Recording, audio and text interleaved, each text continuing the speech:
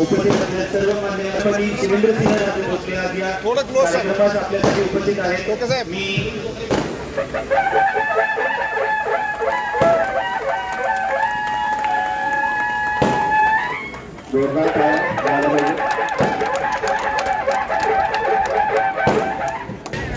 मगाशी मी माझं मनोगत व्यक्त केलं, पण जात असताना आमचे बंधुराज आणि पालकमंत्री मंत्री कॅबिनेट मिनिस्टर यांनी सांगितलं, दादा तुम्ही व्यासपीठावर या. मी म्हणलं माझं झालंय, म्हणलं तर तुमची वेळ आहे. त्याला बाकी काय करणार, फक्त पेटवापेटीचं काम करून म्हणलं.